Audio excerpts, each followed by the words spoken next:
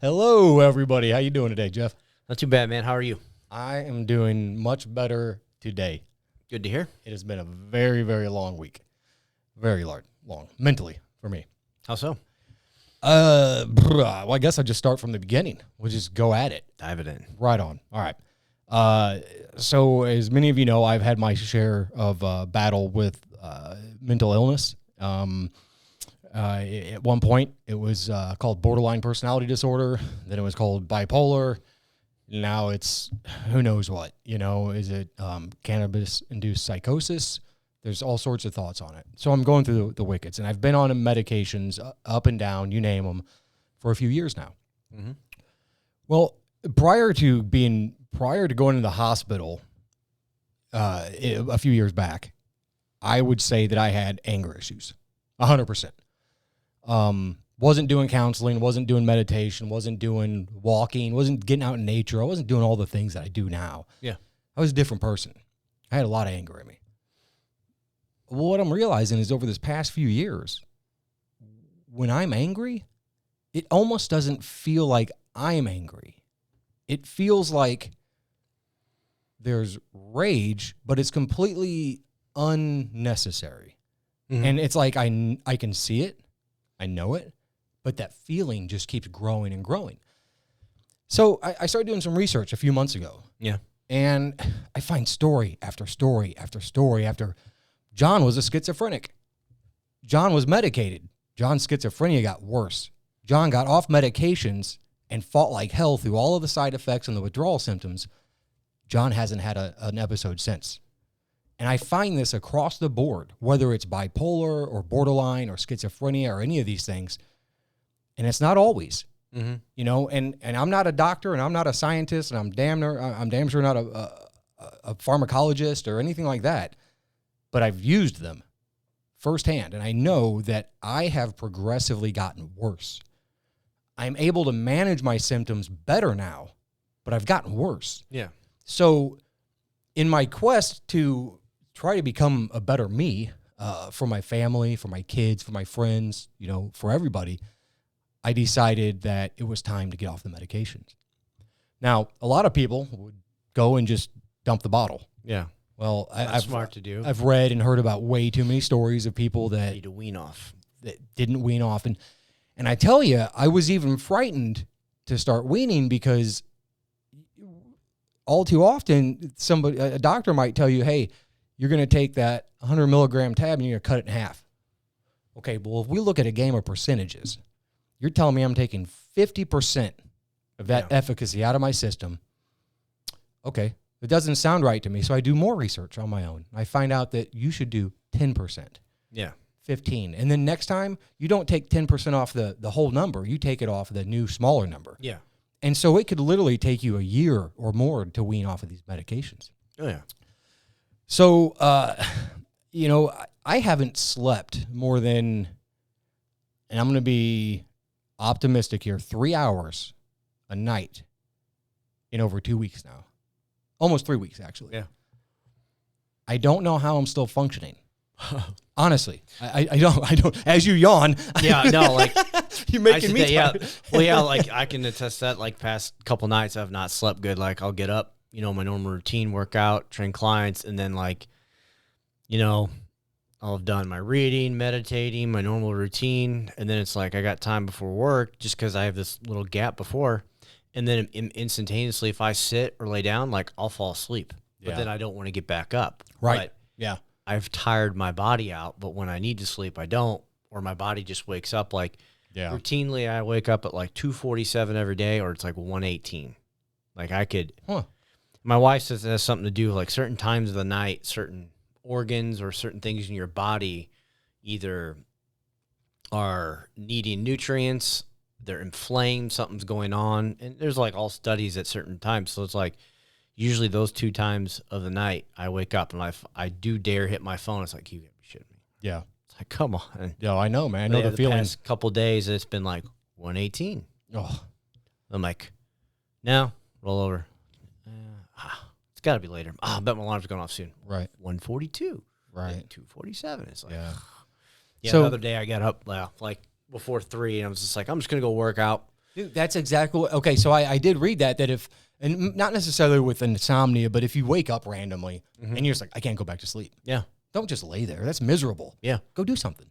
I've done it several times. I've like woken up and I'm like, man, I'm alert, ready. Something hits you and you get that adrenaline, endorphin spike, and your heart rate's going through your chest. I've got up many times, worked out, and then, got done, and I don't have to be anywhere, at work for a few hours, and I've laid back down on the, just floor or the couch or crawled back into bed. Sometimes you just need to, you can't do anything about it. Yeah. I mean, it's when you can't sleep, you can't sleep. And like I said, I've been in this condition now for weeks, and finally, doctor and I get on the line, and we've spoken numerous times in the past few days, and I said, listen, I don't sleep. I'm worse than I was before. I can't hardly eat right now. All these side effects, horrible. I'm shaking real bad. My hands just cramp up and convulse all the time. So if I'm holding something randomly, it might just get chucked. Yeah. And I mean, it's happened thankfully with closed liquid or closed bottles, but with liquids and stuff, and it's dangerous, So I stay away from cooking right now. Not that I'm a big cook, but I stay away from the stove. I stay away from doing other things. I was supposed to split a bunch of wood today. Yeah. No way in hell I'm throwing a big old 36-inch axe around when I'm not sleeping. So she says, and with a lot of hesitance, finally that she realizes that, okay, after I get my wife in a meeting with us and we're all talking, okay, he's serious and this isn't just a bunch of bullshit from some crazy guy. Yeah. Well, okay, so I'm weaning off of my medications. So I'm having side effects. I'm having no sleep, lack of appetite, tons of irritability, like from minute to minute. It's just a roller coaster ride. Yeah. Okay, well, what do? Well, they want to give you another medication to help with those side effect symptoms. Mm-hmm. So, long story short, I succumbed and I said, okay, I'll take a medication as a tool to taper off of these other medications to try to get my mood stable again, try to get my sleep patterns back to a regular cycle. And so that's what I'm going to do. Well, so I'm in the car today. I had to go and get that medication from the VA, and I'm on my way back, and I realize, what else has changed? I stopped smoking cannabis.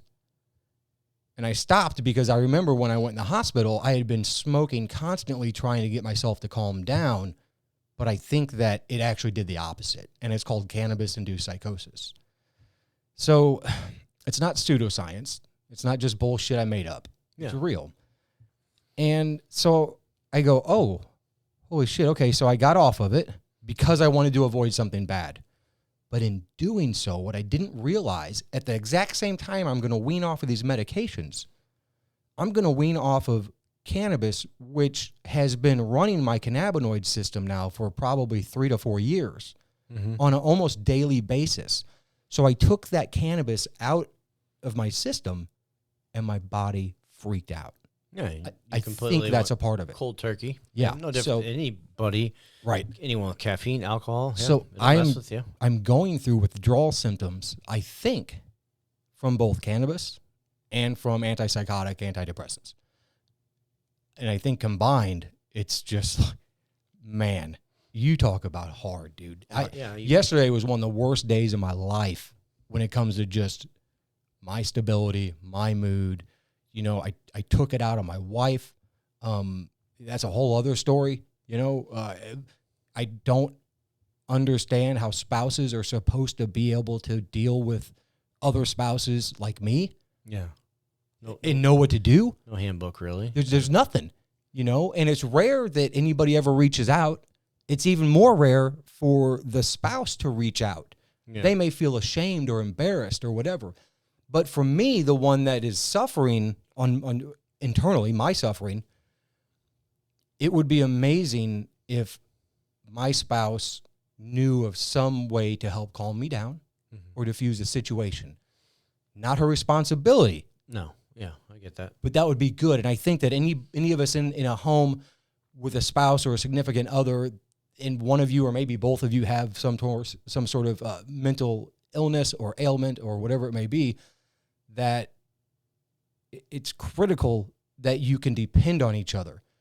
Because, Jeff, if you and I were in a relationship, you would have to assume some responsibility of our issue now.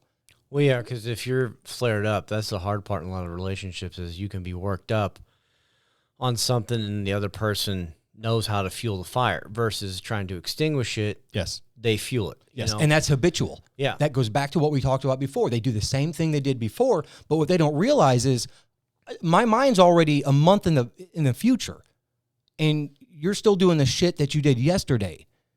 That's not going to work. Mm-hmm. You know, that's part of the reason why we're here is because, at least in a fight or whatever, is because we're not communicating, we're not helping, we're hurting.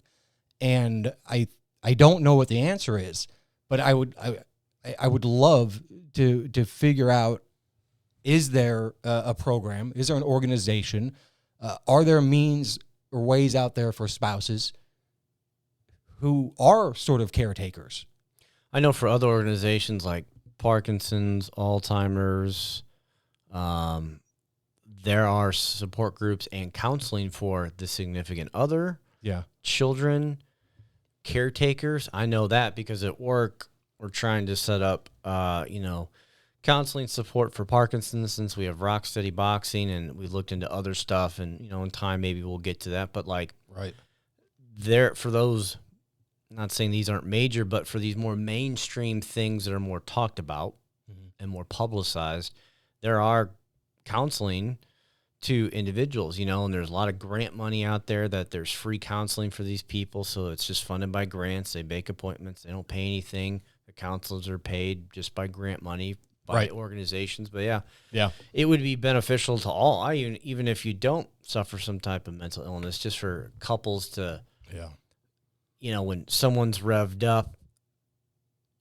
even if you're both heated, but not to throw more, gas under the fire. Because my wife and I, we do the same thing. I could think when I'm exhausted and it's like the end of the day and I want to go to bed and they're not quite ready, then it's like 10 minutes later, 20 minutes later, 30 minutes later, then an hour. Well, then by the time I do fall asleep, in my head, I'm thinking, all right, now I'm down to 5 hours. Now I'm down to 4.5. Now I'm down to 4. Right. That's if I don't wake up.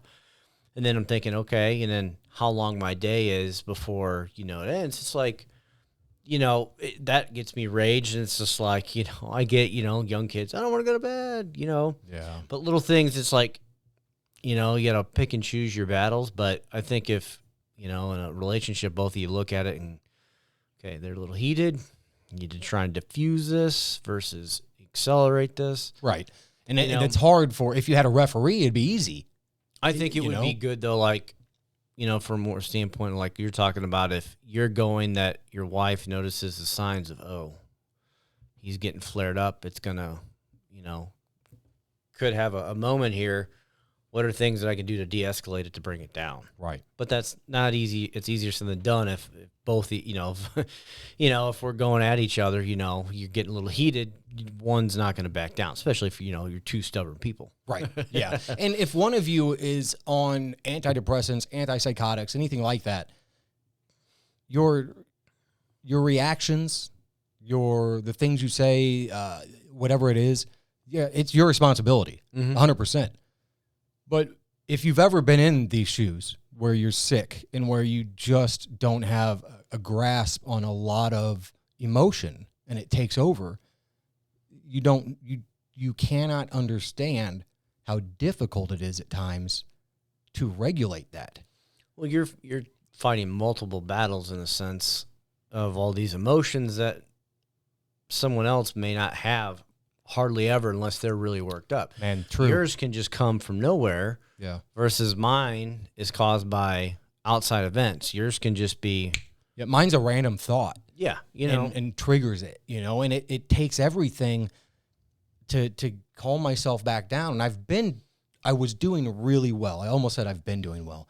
I was doing really well. And then when I started to taper off the meds, it was like, it's almost like the meds are like if you're at a club and you're not allowed to leave, like a nightclub, and the bouncer's like, no, get back in here.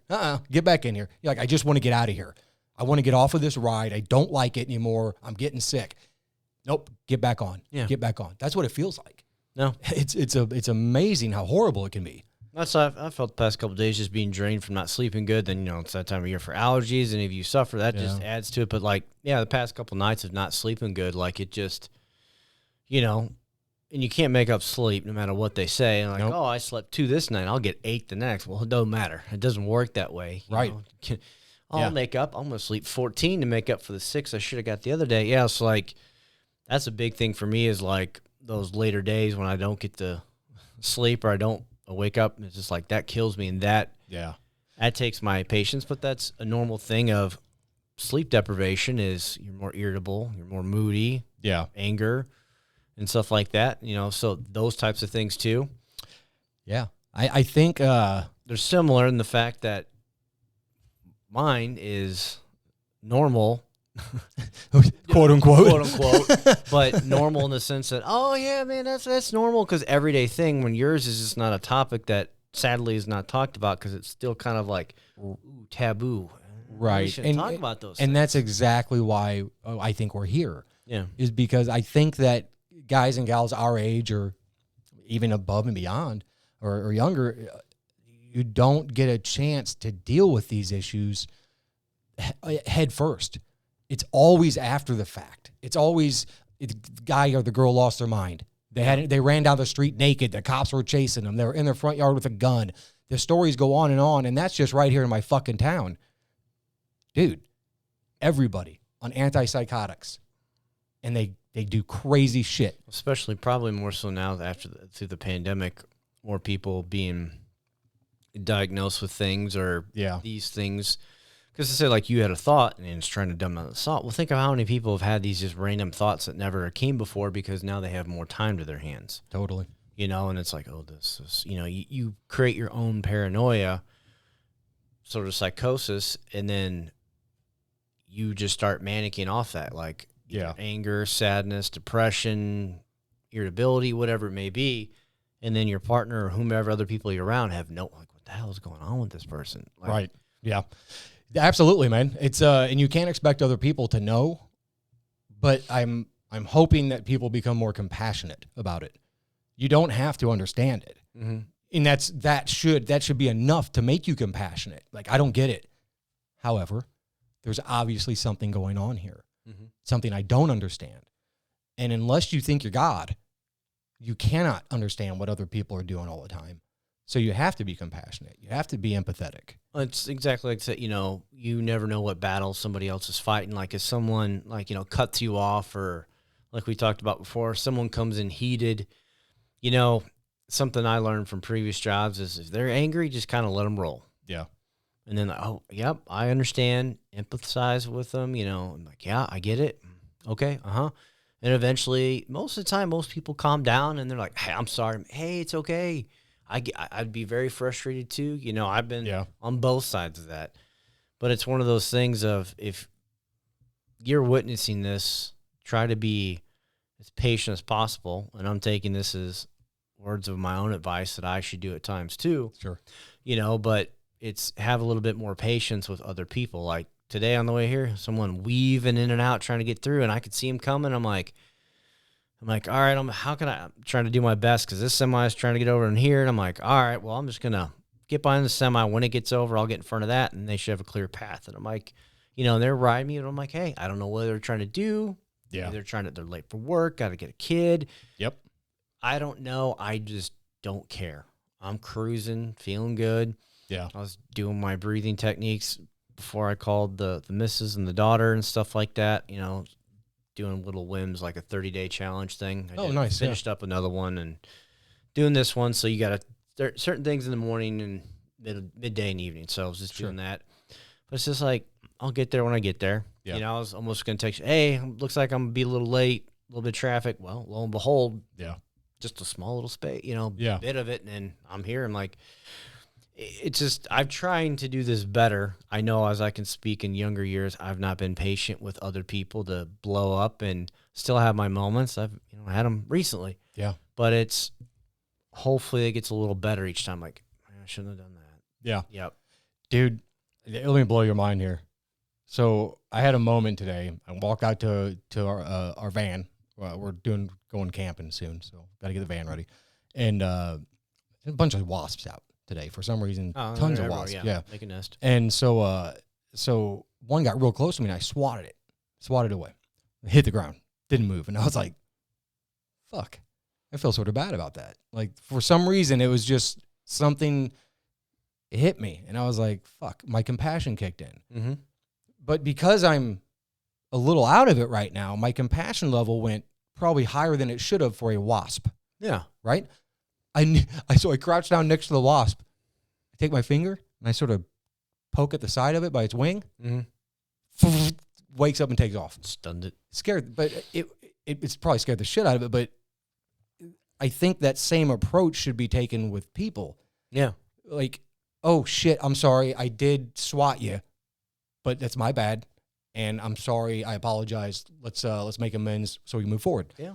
Just that compassion thing, I think, goes a long way, especially when you don't know if somebody's only been sleeping 2 hours a night or none at all, or 3 hours or 4. It snowballs in a good way that, yeah, like, pay it forward like it's Starbucks you hear about, or Dude. whatever fast food chain. It's that same thing that you can be having a crappy moment in something small. Yeah. Just from someone's action, gesture, comment, and it's like, oh, wow. And then that changes you. Yeah. And then the next person you encounter, it does the same. Funny thing, too, this morning, doing my breathing meditation stuff, I do it after I work out, put a towel on the garage floor, and I just lay there. Yeah. Turn off the lights in the garage, even though by that point, depending the day, the sun might be up. But I do that and close my eyes, and I'm in basically total darkness. Getting done with my third round of breathing, and I'm here like, bzz. I was like, what the heck is that the phone? Because you can do all sorts of cool things now in Wim's app. You Sure, can change yeah. all sorts of things, and I've been changing the music and all this. Right. I'm like, is that the phone? Sit Right. up, my breathing's done. I'm looking, I'm like, okay, the app's done. Turn my flashlight on. I'm like, it's over here. There's a hornet. Oh, crap. So, good guy. And I'm like, same thing. And I'm like, turn the light on. Just put the flashlight on my phone back on him. I'm like, and I'm watching him. He's like, Yeah. wiping his face and stuff. And I'm like, Cleaning. and he's right by the side door of the garage. I'm like, all right, well, I'm just going to open this up. He'll go. And he flew. And I'm like, oh, cool. He flew out. And I'm like, I closed the door and I hear, bzz, and I'm like, oh, you fool. You flew up into the ceiling. Well, I was getting ready to leave in a little bit. So I was like, I'm just going to open the garage. I guess he flew out. But like, Yeah. I had that same moment because he was right by my, shop paper towels. And I was like, I could just grab one and Just whack mash him. And I was like, no, I'll get him. And I could have easily, but I was just like, just going to let him be. Yeah. It's something grabs hold of you and says, it's alive. I think it was in that aspect because I had just got done meditating, breathing, very calm. And I'm like, Yeah, man. and Wim says a lot of things now. He's got different sayings and his stuff. So it's not just his old stuff. He will talk the entire time and then it'll go into music. So he might talk for 2 minutes. Sure. So With sort of like Sam motivational- Harris, I guess. Right? So yeah, he's kind of doing like little things of talking like, the breathing aspect of getting fully involved, the love in your heart. So like if you do multiple rounds, he does multiple things, which is really cool. So each time in like the beginning, he's talking about breathing. The next time he's talking about the love in your heart and like kind of the world. And like the third one, I think was like, getting rid of the bullshit. Right, Talked yeah, about yeah. his accent, which is funny. I'm like, oh, Wim's cussing, which I've heard him say before, but it's like he's talking to things, but like it's those little things like, you just hear those little sayings, but I got done. I was like, another time, potentially if it was hornets, because they usually make burrows, nests in the ground. I'm like, you're going to go. Yeah. It made me feel better to know that I didn't just take a life of even something like a wasp. It's so ridiculous, I know. And I'm sure people are just shaking their heads, but there's some place that you go sometimes where you just understand that it's not your place to take a life. Well, if you want to go like true kind of Buddhist aspect, they don't, even if an ant's in your house, you need to get it. Yeah. And take it out. Yep. Or you let it be, killing of no life. And if you get really, really hardcore Buddhist, you would be a vegetarian because they believe in not even killing the animals for food. Yeah. So you're not fishing, you're basically you're vegan. Yeah. All veggies. Yeah. So Yeah. the extreme. So it just depends on what you see, but we can kind of tie it back to like anything. Like what course of action does this happen? If I kill this little thing, Mm-hmm. you could literally go play a chain of events to see what could happen. And you could scientifically put a chain of events, but we don't really know what's happening. And for all we know, nothing happens. But You kill that one. Well, maybe that bird was supposed to eat that, and then that gave fuel to the bird to give it the baby egg. You know, we could go down a list of things, but totally, it's all connected though. Yeah, but it's that connection of, you know, things like that, that one simple action, no matter how minor you think it is, has a ripple effect at some point in the lake of life. So to take from that, last week, I was, like I said, I was not doing well, you know, not at all. And and it fed into this week. It fed into yesterday. And so I called my doctor's office and I said, hey, and it was a new nurse. It wasn't the same RN that's usually the one that answers the phone. I've known her for a long time, and somebody new answers the phone. I'm like, okay.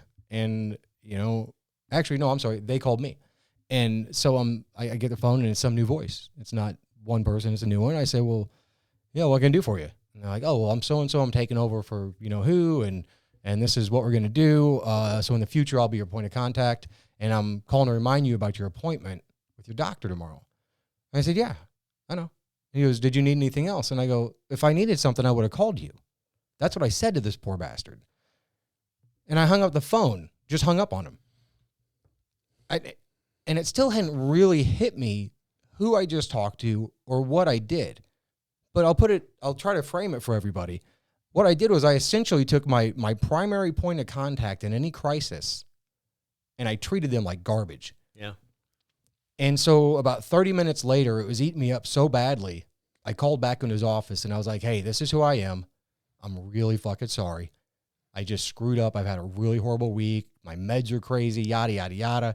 He totally laughed it off. He really thanked me for calling. And then he told me about benefits that my wife can have because of my situation that nobody's ever told us about. Sounds good. So you do the right thing, and right things are done to you. Yeah. You know, you can't hide it. No, those little moments of, you know, when you let people out in traffic, you know, I'll let a semi go. This dude kept trying to whip over, like on the way here, and I'm like, and you see the car in front of me, I'm like, I'll let him go. Nope, they speed up. And I'm like, every other one, I was like, I don't care, people. I'm like, dude, get over. Right. You're trying to get over to get around this truck, let alone, you know, if you're from around here, you know, 55 is always madness. It's never a fun little drive. So I was like, it's one of those things, like, when I drive to work, I don't thankfully have to deal with half the traffic of my older jobs, but like, I just cruise. Like, you want to go around me? If I need, you're riding me and I can get over, if it's, have at it. You know, you're trying to get somewhere. I'm not trying to cause you to do something stupid, but I've tried to do that more. I can't say I always do, but. Well, it feeds the fire. You know, if you go gamble a lot, you're feeding a fire. Yeah. If you do a lot of drugs, you're feeding a fire. If you're super nice to people, you're feeding a fire. Mm-hmm. It's the same thing, you know, just actions beget actions, and it's all up to us to determine which actions we put forth. Yeah. That's it. That's all there is to it. I mean, there's nobody else. And like I said, it's hard for me, you know, being over-medicated or with the wrong meds or whatever, and just having a really hard few years. It's hard for me to get across, I think, to people that have never experienced this, exactly what it's like. And I don't think that I can do that here today, because it's almost undescribable, the chaos that goes on inside your head. It's like a tornado and a hurricane and a mudslide all at once. And sometimes you get to hang on to things and sometimes you don't. And sometimes you're shaking all day and convulsing, and some days you don't. And then other days somebody calls you up and says, hey, man, why haven't you been doing anything with Instagram? And you're going, because I can barely fucking move, man. I'm trying, you know? Yeah. And so that leads me to a point that I wanted to bring up. And I have all but decided that I am going to take some mental health time and step away from Barrel Brands. I'm going to fulfill my obligations to any vendors, any society members, and we'll clear out as much inventory as we can. And I need to get back to trying to make me a better person, not a better business owner.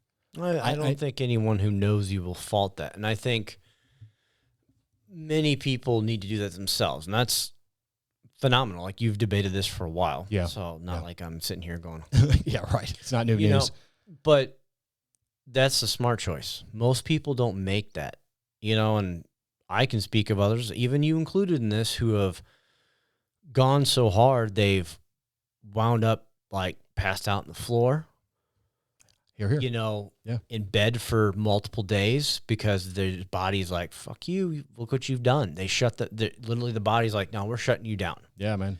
You know, like, it's better to do your own reset on your terms than a hard set reset that is forced by your body because it shuts itself off. Yeah. You know, the best way I True. describe, like I was described as a knockout when I first started fighting, was you get hit just right or whatever. Being knocked out is your body's way of saying, oop, we cannot handle what's going on right now. We're just going to stop. We're going to take a little reset. We're going to restart everything. And then when we're ready, we'll come back too.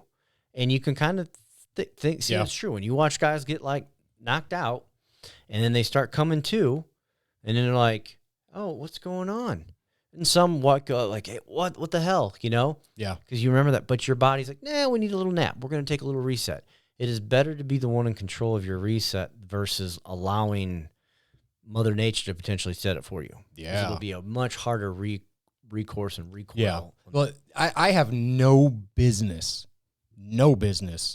trying to figure out how to grow a business, appease the government, be a family man, have my own time, be my own man, have my own hobbies. I cannot do all of these things anymore. I can't, because I was doing all of them at about 50%. Yeah. And what I want to do is I want to be a 100% father and husband. That's what I really want. So if that means that a dream of mine has to fade away, even maybe forever, I don't know. We'll see. But for a little bit at least, then that's what it's got to be. But the thing is, it can always come back because you've got it. Yeah. Oh, yeah. It's not like it's Yeah, I'm not. just existence. I've had other business owners say, "Well, why don't you sell it? Why don't you do this?" Well, no, that's not the point. It was never the point. I'm not gonna sell my child. I'm not gonna sell my business.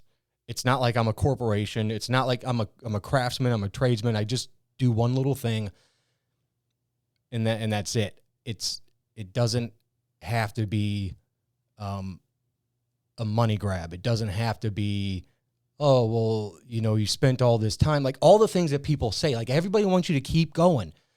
Just pull yourself up by your bootstraps and just keep. But no one sees the back end. They don't. All they see is the shiny shit that people put out there, either on social media or on YouTube or whatever.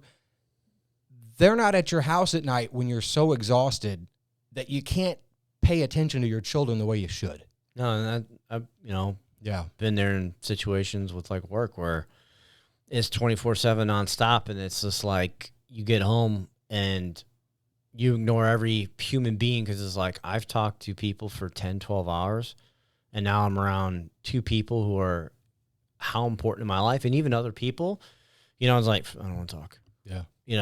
Yep.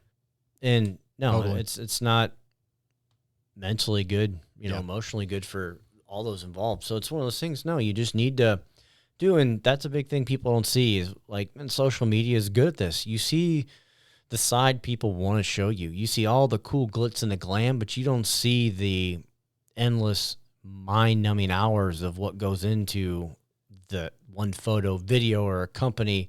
Yeah. You don't see the hard work and grit and grind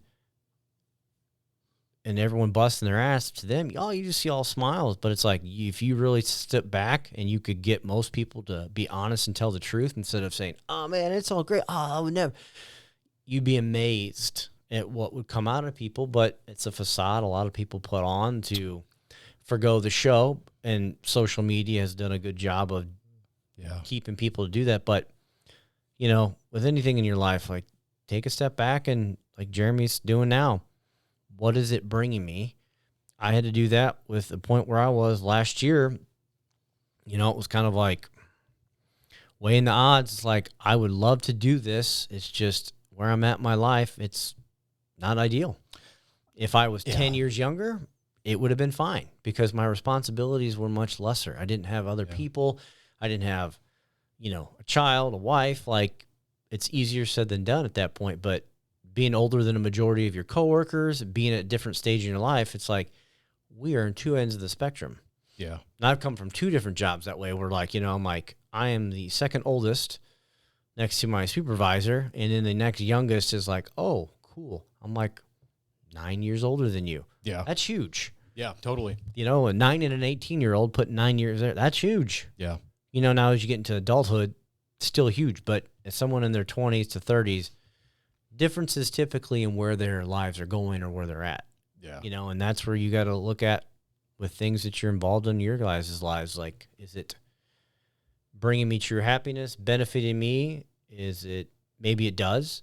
Yeah. Now, does it stream off and affect others in a negative way? And then that's when you got to pull back and go, okay, well, maybe this isn't so good, or maybe I dial it just to back a little bit so maybe that poison doesn't stream into everybody. And things I had to do and consider with myself, and I still have my moments where, any job will get you, and you're like, but you're fortunate in that poison can't overflow. Your daughter is still very young. Yeah. So as you go through these changes, as a young man that you are, it's so nice that you get to do that while she's young. Mm-hmm.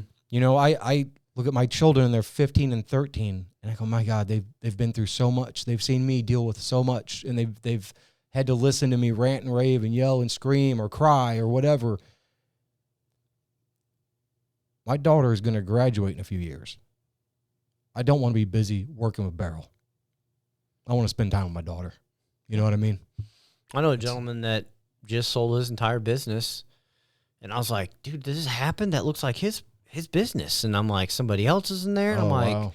What the hell is going on? And then he posted on social media saying, yeah, after 10, 11, 12 years, he sold his business, and he owns a CrossFit gym, and his daughter is now in high school, and he's like, I can't do the demands of this and be there for her events. She's a great athlete from what it looks like, can't be at all these things. And so he sold to somebody I know who it was their dream. So it's literally like he got his dream as far as he wanted, and he was happy how he's leaving. Mm-hmm. And he just sparked someone else's, that's been their dream forever. Yeah. And now they're getting to live it. So it's like a good continuum. He found the right person to take it over. He was phenomenal. She will be phenomenal. But he made the call to see, like, hey, yeah, this outweighs it, and that's like things I've been told in the past, like, oh, give it 5 years, grind for 5 years. It won't be 5 years. No. Because 5 will become 10, 10 will become 15, and everything that you hold dear and near, you will push to the side for, the almighty dollar. And the next thing you know, you've missed all sorts of to shit. each your own, like there are moments I get you will have to sacrifice for something, but to expect to do that day in and day out, 24/7, 365 for year after year after year, you're not going to have I would say a rewarding life unless you're young or you got someone on your side that's exactly in that mindset, because they'll just go out the door and say bye. Yeah, totally, man. Yeah, it's definitely a very, very hard decision, but it's one that that we've discussed at length. Mm-hmm. I've discussed it with a few people for quite some time now, and it just finally feels like the right time. Yeah. And it's not to say if you needed stuff to get done, you couldn't ask a few, hey, could you do this for me? That you wouldn't have people, showing up at the door in troves. Well, no, other people have things going. I don't want somebody to take away from their family because I don't want to take away from mine. No, but that if in a pinch, you'd have. Oh, we have had more help from more amazing people than I can count. I mean, that. You've been to our events and stuff. We are surrounded by great people. Mm-hmm. But I will also say that I think a part of being a successful business owner is that you're looked up to. You're looked up to by people that don't own businesses and wish they could. You're looked up to by kids who think, oh, wow, he must be rich. He owns a business. You're looked up to by other business owners because, hey, welcome to the club, the club of suck or whatever, feast or famine, fight or flight. I think that if you're not careful, you can get caught up in your why can change. Your why goes from, this is something I love, I'm passionate about it, to my why is, and this is brutal fucking honesty, people, so bear with me. Your why becomes, a lot of people like me. Man, I got more friends than ever. I got people calling me on days asking me to do things I never thought I could do. I walk into a restaurant and I get seated at a special fucking table. Like, it was just, I can't imagine how these people with fame and fortune deal with it.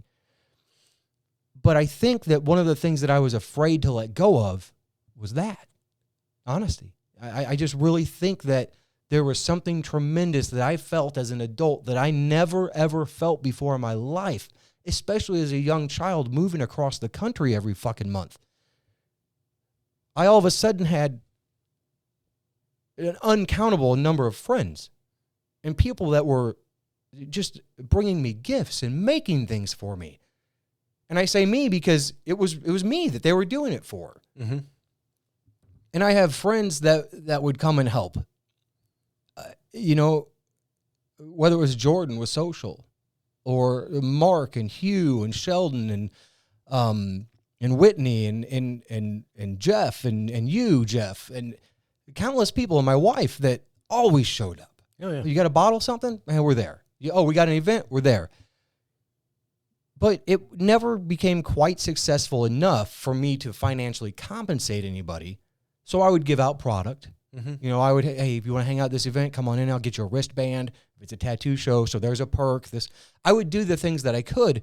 But after a while, my guilt got, deserved or not, my guilt went through the roof. That all these people like Brendan, mm-hmm. who came and learned how to hustle and learned and got all sorts of connections and did great work for us.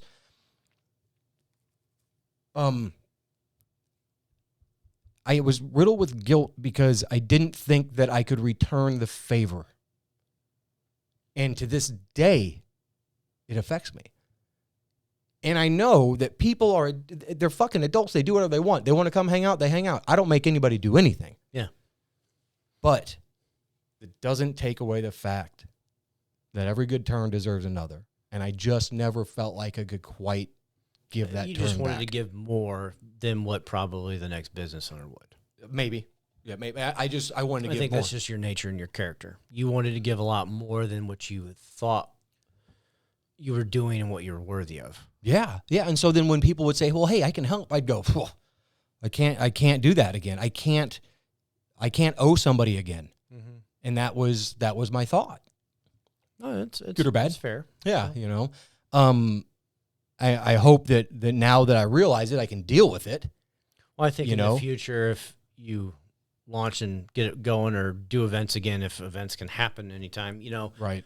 I think you'll see it as a blessing and not so much as a curse, in a sense that you're not able to give these other people that you're seeing that they're doing it because they truly care about you, support you, the business, that they enjoy it. They just want to do it. Can you believe, would you believe it if I told you that it is probably the hardest thing in the world for me to accept somebody else's kindness or generosity? Yeah, because there are people out there that are. Yeah. There are some people that you could, hey, here, take. No. But I think it goes really deep. I think it's because you don't feel that you deserve it. Yeah, like I could say at certain points, like as I got further along in my one career, like we got some free things. And a lot of times it's like, nah, I'd prefer to give it to somebody else. Give it to somebody else who's going to be a stack. Not that I'm not, but you kind of start getting on the like, I don't need that. Yeah. Like we had dope apparel. Oh, you're not going to get it? I'm like, it's just not my thing. Really never has been. Right. But I have enough to suffice. Like, how many shirts can I can only wear one shirt, no different than a martial arts. We joke like, cool, you got a black belt. You got multiple degrees, or you got multiple black belts and multiple arts. You can only wear one at one time. Yeah. So I can only wear one black belt at a time. What does it matter if I have multiple or if I had 1,000, Yeah. It doesn't matter. And I think, one of the recent books I finished, Kudo, The Ancient Ways, it's written by a great Aikido master who lives in Los Angeles. It's written late 90s, so this is old, but a lot of these. Yeah. And he knew some of the greatest in the world and talked old, histories of martial arts, samurai and stuff, but like, same thing. It's like, you kind of realize it's cool to have certain things like you do, and then other things you kind of realize that that's not like really your niche. You just don't care. Yeah. Yep. You know, it's one of those things like clothes has never been my thing. I'm not dying at the bit to get tons. Like I've worn the same shirts for the past 5 years. I probably even got shirts in my closet that are, well, I know from college. I wore one the other day from track. Sophomore year. So 2003. That's awesome. So you're talking almost 20 years. Yeah.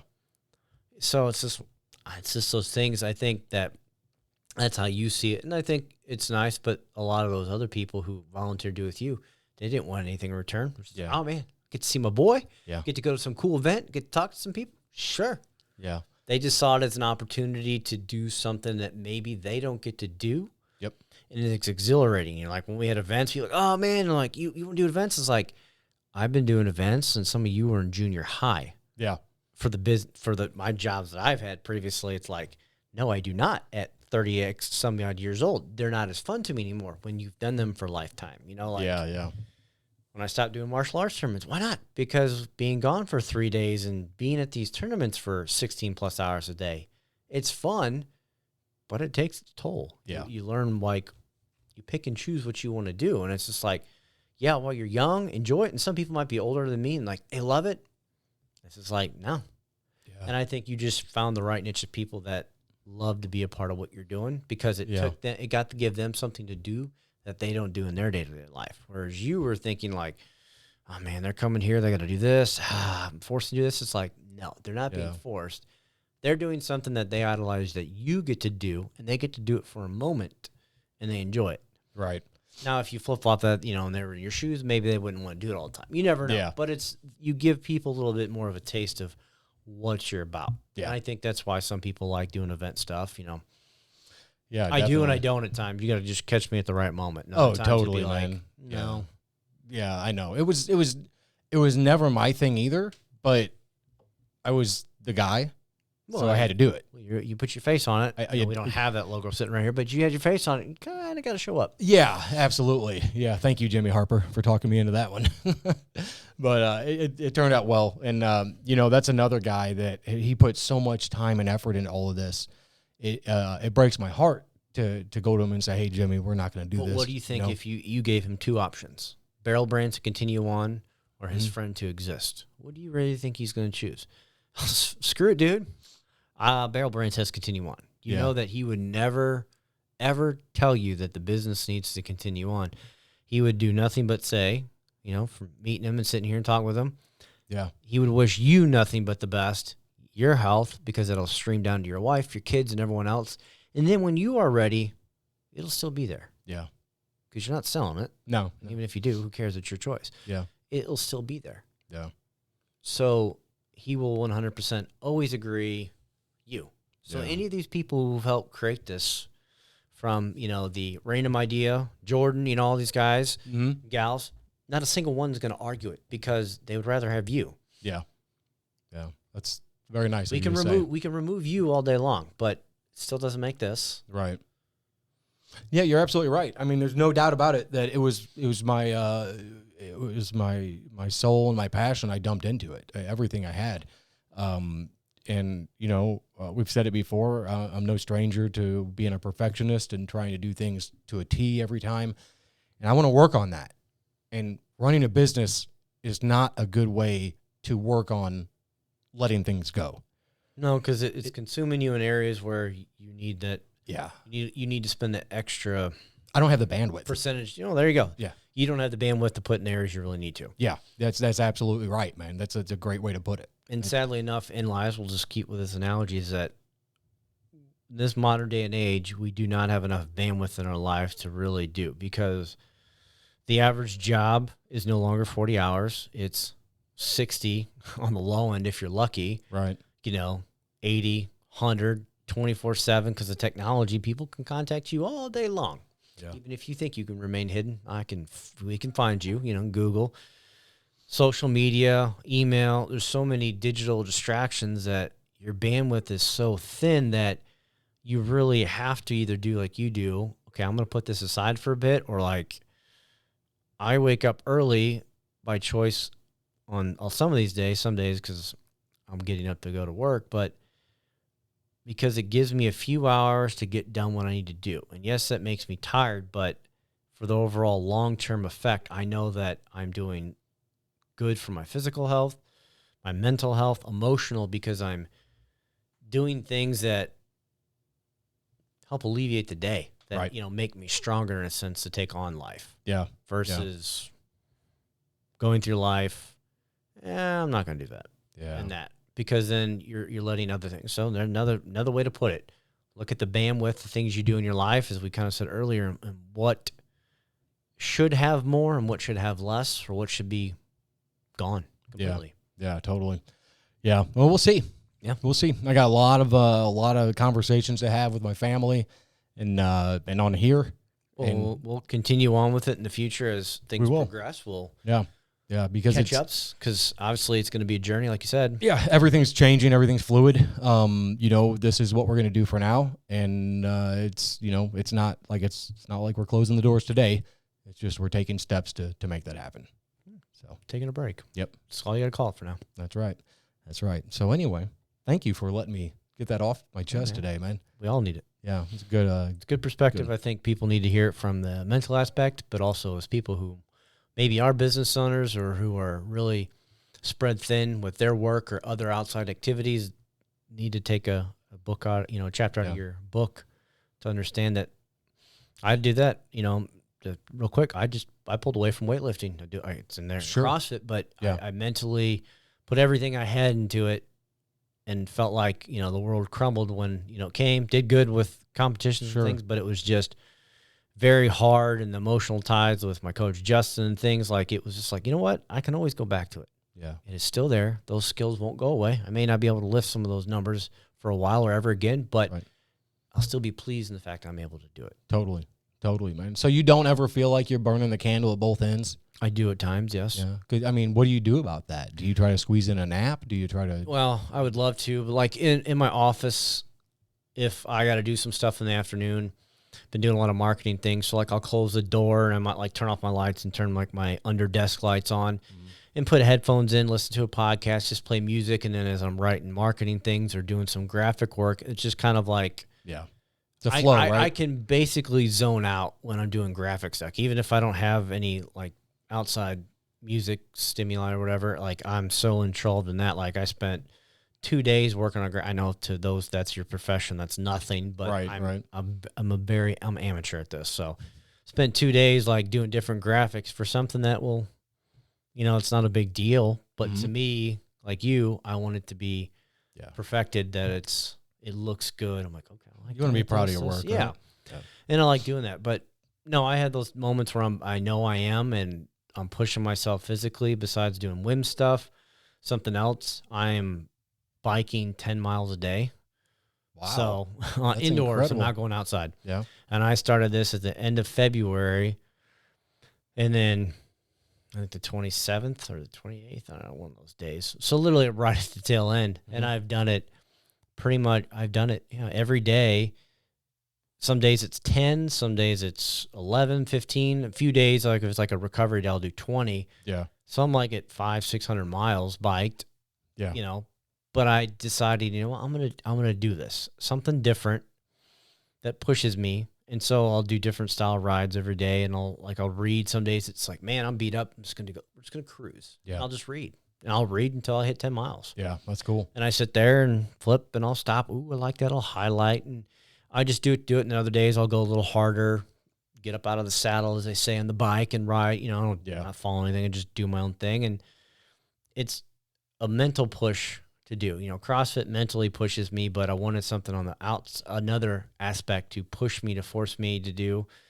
I enjoy reading. Like today, I was starting to read this new book. And I'm like, oh, when's the next chapter end? I'm like, yeah, screw it. I'm just going to keep reading. Yeah. The next thing you know, oh, there's 10 miles. Okay, cool. Yeah. Hop off. And then I read to like the next bullet point or whatever and mark it on the page. And then, so like, I try to not look at like I'm burning at both candles. That I can most of the time get good sleep, but these things it's only temporary. Yeah. It's not like I plan to do, 10 miles a day for the rest of my life. Right. I will switch this up to something else that'll be a shorter time frame. but it's just mentally getting me back to the threshold that I enjoyed. Like when I fought, it emotionally pushed me, physically, mentally. It pushed me in all those avenues, and I'm recreating that without having to go into a competition and fight again. Yeah, I got you. Yeah. Yeah, that's a good thing. So I'm doing it for myself in a different way. So I'm doing all the same things before. I read when I was fighting. My coaches would give me books, and I had to read books as part of my belt testing and things like that. So I'm reading stuff like I normally do, but things that are pushing me that just sound fun. Yeah, that's good, man. That's a good way to live. Yeah. I mean, how can you be mad at that when you look back at your life? No, and I usually do it most of the time in the morning or right after a workout. Bike is, it's nothing now. It wasn't anything before. Like 10 miles not being me, that's really not No, it's not much, yeah. You just get on there and cruise, and the next thing you know, oh, I'm done. Cool. You start feeling it up around 20, 25 miles. You start going. 20, I just get antsy because I've been sitting for so long. And it's not that, it's like, okay, I'm just like, okay, I'm bored. Even though if I would read the entire time, for however long I'm on the bike, it's just like, I'm just bored. Yeah. Because I'm stagnant. Yeah, sure. And obviously you can't read and ride outside. But yeah, when it gets a little better weather, I'll probably take the bike out and actually be outside to do it. That's nice. But I don't ride outside because of when I'm up, it is still dark. And I would literally just have to do, for safety reasons, ride laps around my neighborhood. Yeah, yeah. I'm not trying to go 5 miles out. And, where I live, not that it's like heavy traffic, but it's just easier to be in one spot and not be like, okay, I know he went for a 10-mile ride. He should be back. Where could he be? And I could have my phone, but it's just pitch dark of early morning. Just safer not to be out there and do it. No, heck no, man. But that's cool you're doing it. I know I started walking. I'm up to 3 miles a day now, and it's been great. I mean, I love it. Perfect, We've got our bikes too. We want to get them going and get back out on the trails again. But thus far, it's just been a hell of a lot of walking. But I do the same kind of thing. I'll watch videos or I'll listen to podcasts. I'll do whatever to help pass the time. If I do walk outside, I just walk literally in the mornings. If there's running in the workout or I do a little extra, I literally run laps around my block because I know roughly the routine of all my neighbors. I know who's coming and going. Yeah. But I don't have to worry because I'm in literally we're one way in, one way out. So I don't have to worry about a lot. So yeah, it's just that time of the morning. It's just easier just not to go very far. Yeah. If, at that time of day too, you're not going to encounter a lot of people. So if I did need assistance, it's going to be a three little digit number. And, I don't need to be calling them. That's right, man. That's right. But no, it's find some stuff that pushes you guys a little physically, a little mentally. I got many a days that I can't do it right after. Got to go back to it. I even had one day I was like, man, I only had time. I was like snuck like 2 miles on the bike. And I'm like, all right, got to come back later. And then I was like, got to knock out my 8. And I'll put it in my notes on my phone. Did 2 and then came back and did 8. Or if I did more, like I'll put just what I did. And I'll put the time of how long it took me to do. And then I, put on there. So this is a stationary bike. So it's a lot faster than if I was outside. So I'm not encountering any element. I'm stagnant in my garage. Sure, yeah. Totally, man. Do you have one of those crazy bikes, like one of those assault bikes or whatever they are? No, it's like a little gym, like cycle class kind of bike. Oh, right. Cool. No. Assault bike would just be annoying. I did that at Shane's at CrossFit 557 a couple weeks ago after the last open workout. I rode 10. I think that took me 10 miles on the assault bike, just cruising. There's a lot of leg stuff. I think it took me close to 30 minutes to do. Yeah. And my arms were shot because it had thrusters. It had front squats. It had pull-ups. It had muscle-ups. And then you had like a clean complex at the end. My arms were shot from all the thrusters and hanging onto the bar. And I'm just like doing this for a little bit. I'm like, this sucks. I wanted to use the Echo bike, but one of his other coaches was using it with a client because I've never used one. So I was like, let's try the fan bike. No, screw it. Yeah. And then Shane's like, funny enough, like, you got on the oldest one we have. We have these new ones. Yeah, I realized that after 2 miles in, I wasn't going to hop off. Yeah. That's great, man. I was locked in. That's great. Yeah, well, because they don't do miles either. Well, I guess I could have changed it, but he's got all meters for CrossFit. And I was like, how many meters is 10 miles again? So it's like 16,000 something and change. I was like, to make sure I hit it exactly. Right. Oh, those were the days. Those were the days. What a great gym. Yeah. Yeah. Cool. All right, man. I think that's about it. That's all I got. Me too, man. Me too. Well, cool. I guess here's to trying to get some sleep tonight for both of us. And everyone. Absolutely. Cool. Thank you guys so much for listening. We appreciate it, and we hope you guys pulled something from it. Absolutely. Happy anniversary, babe. If you're listening, love you. Ooh, happy anniversary to you, Kelly. That's awesome. Congratulations. Yep. Thank you. How many years? 3 years married. It'll be 11 years together. Very cool. In December this year. Cool. Congratulations, guys. Thank you. That's rad. All right. Well, here's to many more and many more episodes. We'll see y'all. Yep. Bye, guys. Peace.